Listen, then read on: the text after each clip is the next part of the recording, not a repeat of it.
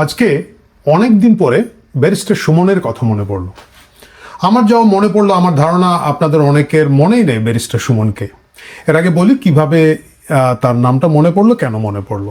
আজকে একটা নিউজ পড়ছিলাম, সেখানে হচ্ছে এনভয় গ্রুপের চেয়ারম্যান, সাবেক এমপি, আওয়ামী লীগের আমলের এমপি সালাম মুর্শেদি, একসময় খুব বিখ্যাত ফুটবলার ছিলেন। সালাম মুর্শেদির একটা বিচার শুরু হয়েছে। বিচারটা কি? বিচারটা হচ্ছে তিনি এবং তারা কয়েকজন মিলে গুলশানের মতো জায়গায় ২৭ কাঠা সরকারি জমি আত্মসাতের মামলা। এই জমিটা অর্পিত সম্পত্তি বা পরবর্তীতে যেটাকে বলা হয় মানে সরকারি সম্পত্তি ছিল, সেটা বিভিন্নভাবে অবমুক্ত করে তারা নিয়ে গিয়েছিলেন। ২৭ কাঠা জায়গা।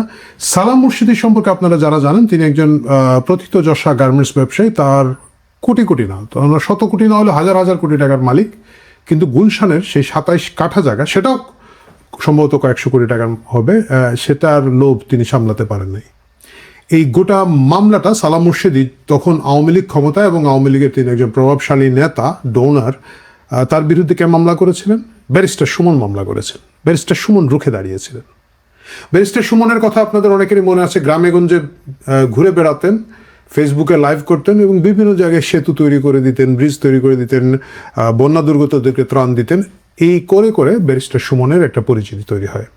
সেই ব্যারিস্টার সুমন আজকে ২ বছর ধরে কারাগারে আছেন। কারাগারে যে কেউ থাকতে পারে, সেটা নিয়ে আমার কোনো ধরনের অভিযোগ নাই, কিন্তু বাস্তবতা হচ্ছে ব্যারিস্টার সুমন সেখানে কেন আছেন? ব্যারিস্টার সুমনের বিরুদ্ধে ৭টি মামলা করা হয়েছে। জুলাই হত্যা মামলা, এজ ইউজুয়াল, যাত্রাবাড়ির মামলা, মিরপুরের মামলা, এগুলো কমন, এগুলো সকলের একটা করে থাকে এবং এইভাবে তাকে গত ২ বছর ধরে জেলে পুরে রাখা হয়েছে। আমি কেন এই প্রসঙ্গটা বললাম? কারণ আমি জানি, আপনি জানেন, আরও অনেকে জানেন, ব্যারিস্টার সুমন কিন্তু আওয়ামী লীগ করতেন না। তিনি একসময় যুবলীগ করতেন এবং তাকে যুবলীগ থেকে খেদিয়ে দেওয়া হয়। কেন তাকে যুবলীগ থেকে বের করে দেওয়া হয়, এটাও একটা ইন্টারেস্টিং কাহিনী। তখন বিভিন্ন জায়গায় থানার লোকজন হয়ে গেল পুলিশ, ওসি টোসি, এরা হয়ে গেল আওয়ামী লীগ। এরা দলীয় সিদ্ধান্ত নেয়, দলীয় কমিটি বানায় দেয়, লোকাল গ্যাঞ্জাম মিটায় দেয়, গ্রুপিং মামলা মিটায় দেয়। এরকম একটা অনুষ্ঠানে থানার একজন ওসি ছিলেন এবং তিনি সেখানে গিয়ে যুবলীগের একটা বিরাট অনুষ্ঠানে বা আওয়ামী লীগের অনুষ্ঠানে ব্যাপক হারে স্লোগান দিচ্ছিলেন। ব্যারিস্টার সুমন খুব যৌক্তিক একটা প্রশ্ন করেছিলেন। তিনি প্রশ্ন তুলেছিলেন যে প্রশাসনের লোকজনের এই দলীয়করণটা আদৌ দরকার কিনা না, এবং তিনি বলেছিলেন যে আওয়ামী লীগের মিছিলে স্লোগান দেওয়ার মতো আওয়ামী লীগের কি লোকের অভাব পড়েছে যে থানার ওসিকে সেই স্লোগান দিতে হবে? অবভিয়াসলি আমরা জানি আওয়ামী লীগের শেষ পর্যায়ে আওয়ামী লীগ আসলে চালাতো প্রশাসনের লোকজন, তারাই মালিক পক্ষ। সুতরাং ব্যারিস্টার সুমন আওয়ামী লীগে থাকতে পারেন নাই। তিনি স্বতন্ত্র প্রার্থী হিসাবে নির্বাচন করেছিলেন ২৩ সালে এবং আওয়ামী লীগের মন্ত্রী পরিষদের একজন হেভি ওয়েট নেতাকে হারিয়ে তিনি এমপি হয়েছিলেন। খুব অল্প দিনের মতো এমপি হয়েছিলেন এবং সেই সময় তিনি এই যে এখন আমরা হাসনাত আবদুল্লাহ এবং অন্যদের দিয়ে শিহরিত হই যে তারা এই করছেন সেই করছেন, সেই ট্রান্সপারেন্সিটা, সেই কি বলা যায় পরিষ্কার বিলি বন্টন, চা শ্রমিকরা কত টাকা পাচ্ছেন, কয়টা বুট এসেছে, কয়টা রেইনকোট এসেছে, তিনি সেগুলো নামের তালিকা দিতেন, বিভিন্ন অনুষ্ঠানে বলতেন এবং প্রকাশ্যে রাখতেন এবং তিনি খুব সততার সাথে এমপির দায়িত্বটা পালন করছিলেন বলে জনমনে একটা বিশ্বাস আছে। সেই ব্যারিস্টার সুমনকে ২ বছর ধরে রেখে দেওয়ার জন্য, তিনি পুলিশ অফিসার ছিলেন না যে গুলি করে ফেলেছেন আওয়ামী লীগের, এমন আওয়ামী লীগের তো নেতা ছিলেনই না যে না বুঝতাম যে না উনি ওই এলাকায় ছিলেন, ওইখানে উনি গুলি করেছেন, কিছু একটা বলা যাবে। এই যে ঢালাও হত্যা মামলা করে তাকে দেওয়া হয়েছে, এইটুকু পর্যন্ত আমি হয়তো ভাবলাম যে তখন ইউনূসের কালো শাসন চলছে, সেই কালো শাসনের সময় কে যে কোথায় আটকে যাবে, ফেসে যাবে, কেউ কিছু বলতে পারে না। মামলা বাণিজ্য ছিল ইউনূস এবং তার ল্যান্ডলর্ডদের একটা প্রফেশন এবং সেই প্রফেশনের কারণে তারা বিভিন্ন লোকজনকে দিয়েছে। কিন্তু এখন যখন তারেক রহমানের নেতৃত্বে বিএনপি ক্ষমতায় আছে, তখন এই ব্যারিস্টার সুমনের মতো লোকজন কারাগারে কেন? অনেকেই বলবেন, আপনারা দর্শকরা বলবেন যে সরকারের এখানে কি করার আছে, এটা কি যেন স্বাধীন নিরপেক্ষ বিচার ব্যবস্থায় যদি তিনি বেরিয়ে আসতে না পারেন তিনি কারাগারে থাকবেন। ঘটনাটা মোটেও তা নয়। আমরা দেখলাম বিভিন্ন সময় এখন যে ঘটনাটা ঘটছে, ব্যারিস্টার সুমনের যখনই জামিন হওয়ার কোনো চেষ্টা হচ্ছে তখনই তাকে একেবারে তাড়াহুড়া করে সরকার, এমন অবস্থা হয়েছে সম্প্রতি 2টা মামলায় তিনি, আমি তারিখটা একটু দেখতে চাই, 2 মামলায় 18ই জুন মাত্র কয়েকদিন আগে তার এই 7টা মামলার মধ্যে 2টো মামলায় জামিন হয়েছিল। সেই 2টো মামলা যাতে আটকানো যায় এই জন্য চেম্বার জজের কাছে গিয়ে তাড়াহুড়া করে সরকার এটা এই জামিনগুলো স্থগিত করেছে। মানে চেম্বার জজ হচ্ছেন গিয়ে যখন বিচারকরা ছুটিতে থাকেন, কার্যক্রম স্থিমিত থাকে, তখন জরুরি কাজের জন্য চেম্বার জজ দায়িত্বে থাকেন, যাতে বিচার প্রক্রিয়াটা সবসময় থাকে, অ্যাক্সেস টু জাস্টিস থাকে। সেখানে সাধারণত জনগুরুত্বপূর্ণ বিষয়গুলো নিয়ে চেম্বার জজের কাছে যাওয়া হয়। কিন্তু আমরা দেখলাম তারেক রহমানের সরকার, তার আইনজীবীরা সেখানে গিয়ে ব্যারিস্টার সুমনের এই দুটো জামিন বাতিল করলেন। প্রিয় দর্শক, আপনি জানেন, আমি জানি, জনগণ জানে ব্যারিস্টার সুমন কেমন লোক, সেটাতে আমি যাচ্ছি না। কিন্তু এই হত্যাকাণ্ডের সাথে ব্যারিস্টার সুমনকে বাস্তবসম্মতভাবে তখন মেলানো বেশ কষ্ট। তখন আমি ভাবতে থাকলাম যে এই যে তারেক রহমান খুব সুন্দর সুন্দর করে ক্ষমা ও মহত্বের কথা বলেন, এটা উনি আসলে শুধু ডক্টর ইউনূসের কাছ থেকে পেয়েছেন তা না, আমার ধারণা ওনার পিআর টিম ওনাকে এটা বলে, এবং এটা ভালো লাগে এবং এটা হওয়া উচিত। তিনি কিছুদিন আগে বলেছিলেন, প্রথমে বলেছেন যে তার যে শারীরিক অসুবিধা হচ্ছে, তার উপরে যে টর্চার হয়েছিল 111 সরকারের সময়, তিনি চাইলে এখন প্রতিশোধ নিতে পারেন, কিন্তু সেই প্রতিশোধ তো তার মেরুদণ্ডের বাঁকা হাড় সোজা করে দেবে না। আমরা সকলেই এটাকে অভিনন্দিত করেছি। রাষ্ট্রনায়কোচিত কথা বলেছেন।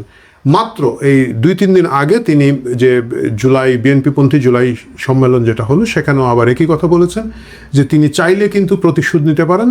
বেগম খালেদা জিয়া, ওনার মা, ওনার উপরে যে অবিচার হয়েছে সেটা নিতে পারেন, ওনার ভাইয়ের উপর অবিচার হয়েছে, ওনার উপর অবিচার হয়েছে, তিনি এই প্রতিশোধ নিতে পারেন, কিন্তু তিনি মনে করেন প্রতিশোধ নেওয়া উচিত না।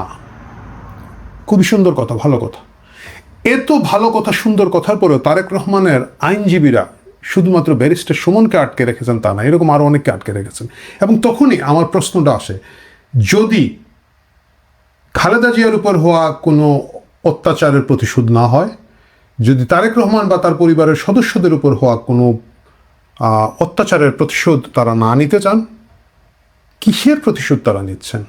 এবং তখনই খুব ইন্টারেস্টিংলি আপনি দেখবেন যে যাদের আটকে রাখা হয়েছে তারা সকলে আসলে সেই প্রতিশোধ স্পৃহাটা তারেক রহমান নিজের জন্য বা নিজের পরিবারের জন্য গুলোকে ক্ষমা করে দিয়েছেন, কিন্তু জামাত এবং যুদ্ধাপরাধীদের বিচার প্রক্রিয়া যারা যেখানে জড়িত ছিল তাদের প্রত্যেককে তারা কোনোভাবেই এই সুষ্ঠু আদালত প্রক্রিয়ার মাধ্যমে বের করে দেওয়ার কোনো ইচ্ছা প্রকাশ করছে না। ব্যারিস্টার সুমন, তিনি কিন্তু একটা সময় ট্রাইব্যুনালের আইনজীবী প্যানেলে ছিলেন, পরবর্তীতে যদিও ছিলেন না, যুদ্ধাপরাধী বিচার প্রক্রিয়া ছিলেন।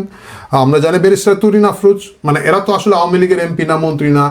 আওয়ামী লীগের যে চুরিধারী হয়েছে, আওয়ামী লীগের যে সন্ত্রাস হয়েছে যে গ্রুপটা, এই গ্রুপ কিন্তু এরা না, কিন্তু এখানে আছেন সাংবাদিক মোজাম্মেল বাবু, তারপরে ধরেন ফারজানা রূপা শাকিল, এই দম্পতিকে আজকে 2 বছর ধরে আটকে রাখা হচ্ছে। তাদের বাচ্চাটা অবর্ণনীয় কষ্টের মধ্যে বাইরে আছে। আমি বলছি না ফারজানা রূপা খুব ধোয়া তুলসী পাতা, আমি বলছি না যে বাকি সকলে খুব ধোয়া তুলসী পাতা, কিন্তু ফারজানা রূপা বা শাকিল এমন কোনো অপরাধ করেন নাই তাকে মাসের পর মাস, বছরের পর বছর আপনি কারাগারে রেখে দেবেন। মুজাম্মেল বাবু, ফারজানা রূপা, শাকিল, আমি ধরে নিলাম তারা আওয়ামী লীগের পক্ষে কথা বলেছেন, এটা তাদের একটা রাজনৈতিক অধিকার ছিল, তারা তাদের মতো বলেছেন। তার জন্য আপনি তাকে ধিক্কার দিতে পারেন, বকা দিতে পারেন, মিডিয়া থেকে তাকে বলতে পারেন যে সে মিডিয়ার যোগ্য না, সবই মানি, কিন্তু তাকে মাসের পর মাস, বছরের পর বছর বিচার আচার কিছু না করে এইভাবে ফেলে রাখবেন, কারণ কি? কারণ এরা যুদ্ধাপরাধীদের বিচারের সময় বিভিন্নভাবে মিডিয়ায় কথা বলেছে।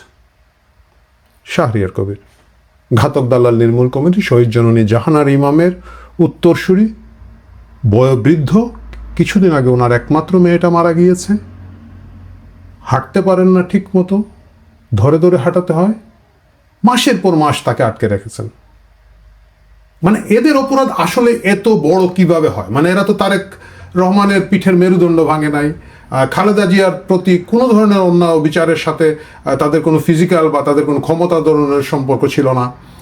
তারা হয়তো বলবেন যে না, তারা সমর্থন দিয়েছেন, সমর্থন দেওয়াটা এত বড় অপরাধ হতে পারে না যে মৃত্যুর দিকে তাদেরকে এগিয়ে দিয়ে যাবেন। এবং অভিযোগ আছে যে কারাগারে তাদেরকে ওষুধ দেওয়া হচ্ছে না।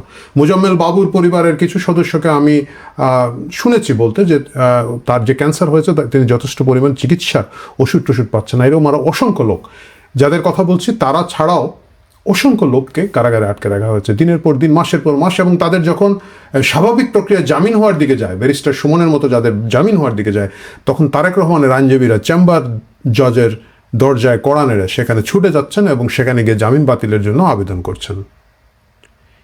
এটা রেখে তারেক রহমান যতই বলুন না কেন যে তিনি সকলকে নিয়ে প্রতিশোধ না নিয়ে রাষ্ট্র চালাতে চান, রাষ্ট্রনায়ক হয়ে উঠতে চান, প্রশ্নটা থাকবে, খালেদা জিয়ার প্রতিকৃত কোনো অন্যায় বা তারেক রহমানের হাড্ডি ভেঙে দেওয়া অন্যায়ের চেয়েও কোন বড় অন্যায় যেটা তার পিঠের ব্যথা তারকে এত ব্যথাতুর করে না, কিন্তু এই ব্যারিস্টার সুমন সহ আরও অনেক যারা যুদ্ধাপরাধীদের বিচার প্রক্রিয়া ছিলেন, শাহরিয়ার কবির সহ, সেই ব্যথায় কেন তিনি এত কষ্ট পান যে এদের জামিন সরকারি উকিলরা উঠে পড়ে লেগে থামিয়ে দিচ্ছেন? প্রিয় দর্শক, কথা হবে অন্যদিন অন্য কোনো প্রসঙ্গে, কিন্তু কারাগারের ভেতরে এই যে হাজার হাজার লোক গ্রেফতার হয়ে আছেন, যে মামলা বাণিজ্য, যে গ্রেফতার বাণিজ্য হচ্ছে, তাকে ধিক্কার জানাচ্ছি এবং আমি সরকারের কাছে জোর দাবি জানাচ্ছি, আমাদের দেশে হবে সেই ছেলে কবে কথায় না বড় হয়ে কাজে বড় হবে। তারেক রহমান কাজে বড় হয়ে প্রমাণ দেখাবেন যে তিনি শুধু তার নিজের উপর কৃত অন্যায় প্রতিশোধ নেই নাই এই কথার মধ্যে থাকবেন না, যুদ্ধাপরাধীদের বিচার প্রক্রিয়ার সাথে যারা জড়িত ছিলেন, যুদ্ধাপরাধীদের উত্তরসূরির যে প্রতিশোধ নিতে যাচ্ছে সেখানে তারেক রহমান যেন অগ্রসর না হন। ভালো থাকুন, কথা হবে কালকে অন্য একটা বিষয় নিয়ে।